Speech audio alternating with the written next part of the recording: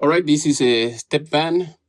It's a Freightliner, as you can see here, and I was having issue with the wipers and the blower. The air blower wasn't working, the wipers wasn't working, so I found the solution. I was searching for all the fuses here, looking for all the fuses. Yeah, over there you have more fuses, as you can see, and everything was good, so I never had any issue. Also here, if you take this apart, you will see you have relays here, more fuses everywhere, more relays, and everything was good. So I found the problem was the ignition, the connection with the ignition. The connection that you have with the ignition is tied to the blower and the wipers. So if I move it, you see the wipers will work, and I have to take this apart because there is a missing, there is a loose cable, as you can see.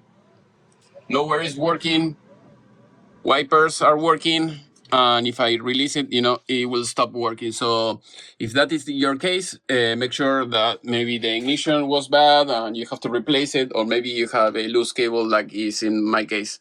So hopefully this video was useful. If you have any question, please let me know section below. Also, if you want to know more about this, I have a few other videos about this type of repair with this event. It's a Cummins Allison 2004 diesel, and it's a Freightliner. Hopefully this video was useful. If you have any question, let me know section below. Bye. Okay, here I'm going to show you something. As you can see, now it works. Now it doesn't work. So here, as you can see, in this area, I have the white cable. Hopefully, it's the same like yours. So I cut this because this wasn't doing a good contact. I guess there was some issue. So by connecting the one that comes from the ignition and this, I made it work. So that is all I had to do, and I'm going to get rid of this plug that I have here.